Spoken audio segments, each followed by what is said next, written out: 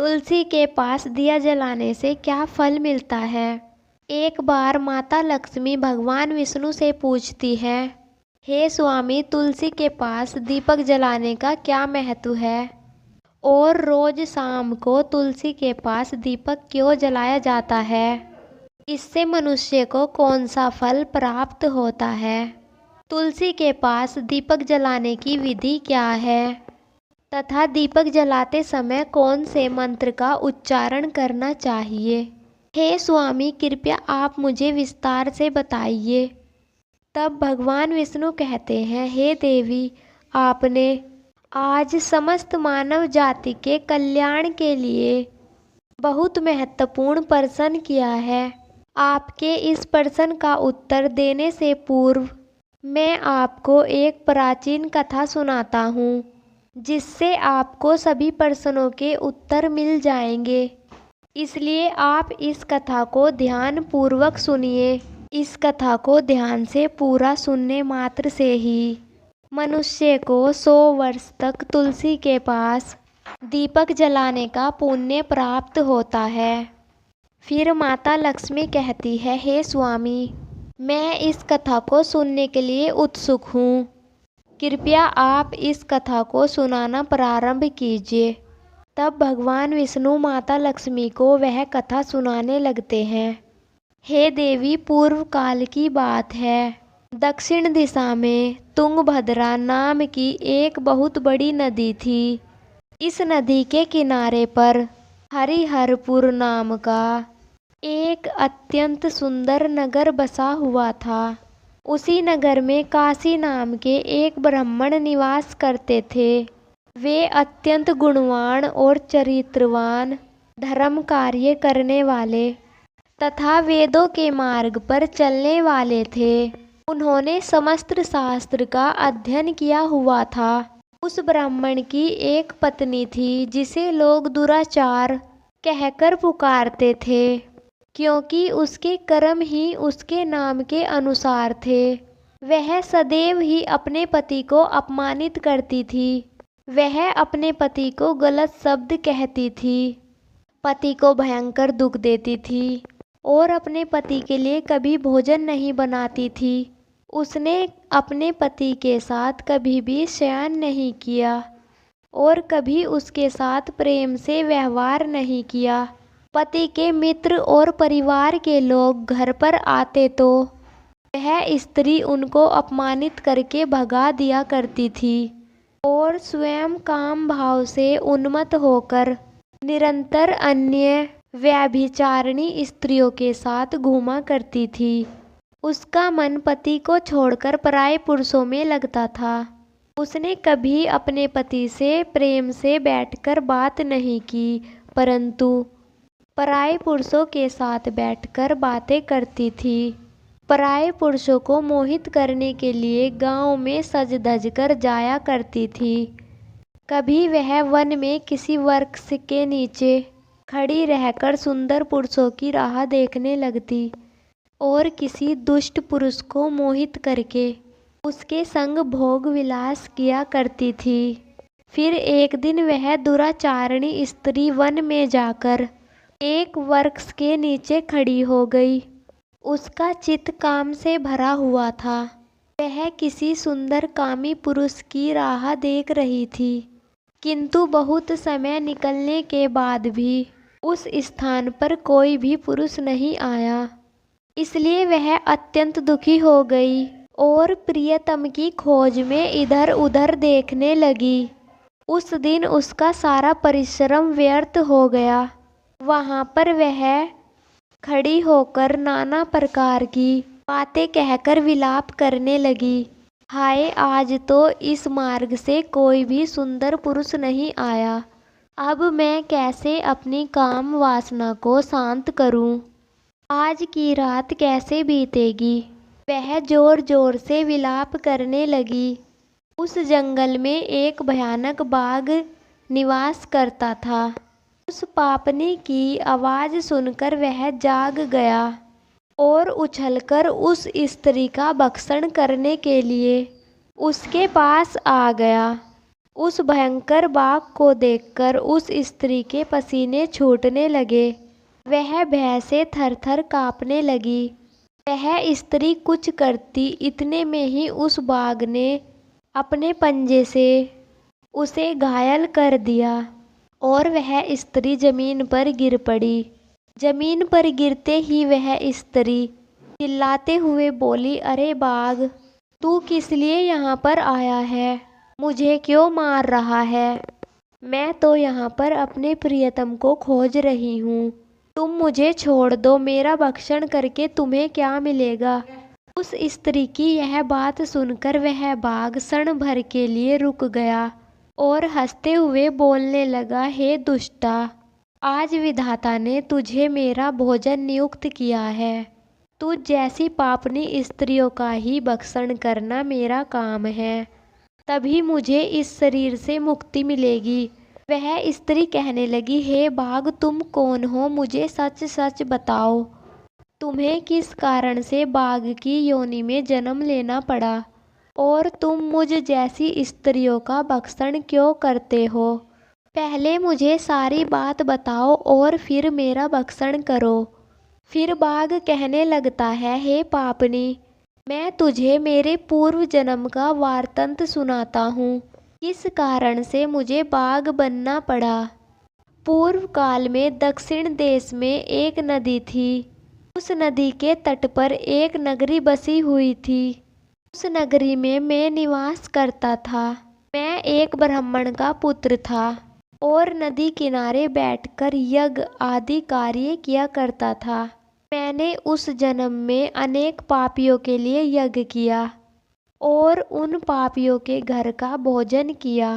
मैंने धन के लोभ से अनेक पापियों के लिए कार्य किया। जिन वस्तुओं का दान ब्राह्मण को नहीं लेना चाहिए, मैंने उन वस्तुओं का दान भी ग्रहण किया और दूसरों से धन लेता था, लेकिन कभी वापस नहीं करता था। इस प्रकार से पाप करते हुए मुझे बहुत साल बीत गए और मैं बूढ़ा हो गया। मेरे बाल सफ़ेद हो गए, आंखें सूज गई, मुख के सारे दांत गिर गए, लेकिन फिर भी मेरे दान लेने की आदत नहीं छूटी और मैं पाप करता गया। फिर एक दिन मैं धन के लोभ में नदी किनारे गया और अन्य ब्राह्मणों के साथ मिलकर हमने लोगों को ठगा। झूठ मंत्र बोलकर हमने बिना विधि विधान किए ही देवी देवताओं का पूजन किया और बहुत सारा धन दान में ले लिया। फिर उसी स्थान पर एक बीमार कुत्ते ने मेरे पैर पर काट लिया और मैं मूर्छित होकर गिर पड़ा। उसी क्षण मेरे प्राण चले गए। यम के दूत उस स्थान पर प्रकट हुए और मुझे पकड़कर यमपुरी ले गए। वहाँ पर यमराज ने चित्रगुप्त से मेरे कर्मों का लेखा जोखा निकालने के लिए कहा। फिर चित्रगुप्त कहने लगे, हे धर्मराज, इस ब्राह्मण ने घोर पाप किए हैं। इसने दूसरों से झूठ कहकर धन लूटा है। विधि विधान से पूजा ना करके झूठ मंत्र बोल के देवी देवताओं का अपमान किया है। इसलिए यह पापी ब्राह्मण केवल नरक जाने के ही योग्य है। फिर यमराज ने अपने दूतों को आदेश देकर मुझे नरक की अग्नि में डाल दिया। अनेक वर्षों तक नरक की सजा भोगने के बाद मुझे बाघ का शरीर प्राप्त हुआ और मैं इस दुर्गम वन में निवास करने लगा। मैं अपने पूर्व जन्म के पापों को याद करके कभी महात्मा साधु पुरुष सती स्त्रियों का भक्षण नहीं करता हूँ। मैं केवल पापी दुराचारी तथा उल्टा स्त्रियों का ही भक्षण करता हूँ, ताकि मुझे इस पाप से मुक्ति मिल जाए। इस प्रकार से उस बाघ ने अपने पूर्व जन्म का वार्तंत सुनाया और उस स्त्री से कहने लगा, हे पापनी, मेरे आचरण से तू उल्टा दिखाई पड़ती है। अपने पति को छोड़कर तू इस वन में अन्य पुरुषों के साथ भोग विलास करने के लिए आई है, इसलिए आज तू मेरा ग्रास अवश्य बनेगी। इतना कहकर उस बाघ ने अपने तीक्ष्ण नाखून उस पापी स्त्री के टुकड़े टुकड़े करके उसे खा लिया। और फिर उस स्थान पर यम के दूत प्रकट हुए और उस पापनी स्त्री को उठाकर यमपुरी ले गए। वहां पर उसे यमराज के सामने खड़ा किया गया। फिर चित्रगुप्त ने उस स्त्री का लेखा जोखा निकालते हुए यमराज से कहने लगे, हे धर्मराज, यह स्त्री तो अत्यंत पापनी है। इसने घोर पाप किए हैं। इसने व्यभिचार किया है। अपने पति को भूलकर पराये पुरुषों के साथ भोग विलास किया करती थी। के पाप को सुनकर यमराज ने अग्नि से भरे हुए कुंडों में उस स्त्री को डाल दिया। अनेक वर्षों तक उसे उस कुंड में पकाया गया और फिर उसे निकालकर दूसरे नरक में डाल दिया गया। इस प्रकार से उसे अनेक वर्षों तक अलग अलग नरकों में डाला गया। और नरकों में डालने के बाद वह महापापी स्त्री पुनः पृथ्वी लोक पर वापस आकर चंडाल के रूप में नियुक्त हुई। चंडाल के घर में जन्म लेकर वह फिर से अनेक पाप करने लगी। अनेक पापी पुरुषों के संग विहार करने लगी। कुछ समय बाद पूर्व जन्म के पाप के कारण उसे कोढ़ का रोग हो गया और वह भयानक पीड़ा सहन करने लगी। उसका अंग अंग जलने लगा। उसके नेत्रों में पीड़ा होने लगी। इस दुख को सहन करती हुई वह दिन बिताने लगी। फिर एक दिन वह तीर्थ में स्नान करने के उद्देश्य से अनंतपुरा में चली गई। वहाँ पर वह एक आश्रम के बाहर निवास करने लगी। वहाँ उस आश्रम में एक तुलसी का पौधा था। अन्य स्त्रियों को वहाँ पर तुलसी के पास दीपक जलाते हुए देखकर उस पापी स्त्री ने भी वही किया। उसने तुलसी के पौधे के पास एक दीपक जला दिया। फिर उसी रात हृदयघात से उसकी मृत्यु हो गई और यमराज के दूत उसे ले जाने के लिए वहाँ पर प्रकट हुए। जैसे ही यम के दूत उस पापी स्त्री को पास में बांधकर ले जाने लगे, तभी भगवान विष्णु के दो पार्षद उस स्थान पर प्रकट हुए और उन्होंने उन दोनों को रोक लिया और कहने लगे, हे दूतों, इस स्त्री को तुम छोड़ दो। यह स्त्री नरक जाने के योग्य नहीं है। तुम किसके आदेश से ऐसा अधर्म कर रहे हो? फिर यम के दूत कहने लगे, हे पार्षदों, हम यमराज के आदेश से इस पापी स्त्री को उठाकर ले जा रहे हैं, किंतु आप इसे किस कारण से रोक रहे हैं? यह स्त्री अत्यंत पापनी है। इसे नरक में ले जाने की आज्ञा मिली है। फिर पार्षद कहने लगे, हे दूतों, यह स्त्री तो विष्णु भक्त है। यह नरक जाने योग्य नहीं है। इसने शाम को तुलसी के पास दीपक जलाया है। इसी कारण से इसके समस्त पाप नष्ट हो गए। इसलिए यह अब नरक जाने के योग्य नहीं है। अब यह स्वर्ग जाने की अधिकारी बन चुकी है। पार्षदों की बात सुनकर यमराज ने उस स्त्री को उसी स्थान पर छोड़ दिया और वहां से यमलोक वापस लौट गए। वहां जाकर उन्होंने यमराज को सारा वार्तांत सुनाया। फिर भगवान विष्णु के पार्षद उस स्त्री को दिव्य विमान में बिठाकर स्वर्गलोक ले गए। भगवान विष्णु कहते हैं, हे देवी, इस प्रकार से तुलसी के पास केवल दीपक जलाने मात्र से ही मनुष्य के सभी पाप नष्ट हो जाते हैं। जो स्त्री नित्य शाम को तुलसी के पास दीपक जलाती है, वह सौभाग्यशाली बन जाती है और उसके पूर्व जन्म के पाप नष्ट हो जाते हैं। उसे सुख समृद्धि की प्राप्ति होती है। रोज तुलसी के पास दीपक जलाते समय इस मंत्र का उच्चारण करना चाहिए। ओम तुलसी देव्ये च विहाय विष्णु प्रियाहे च धीमहि तन्नो वंदा प्रचोदयात्।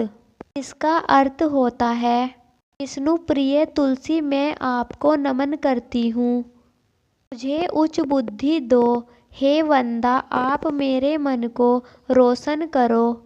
भगवान विष्णु कहते हैं, हे देवी, हजारों अमृत के घड़ों से नहलाने पर भी श्री हरि विष्णु को उतनी तृप्ति नहीं होती जितनी वे मनुष्यों के द्वारा तुलसी का एक पत्ता चढ़ाने से प्राप्त करते हैं।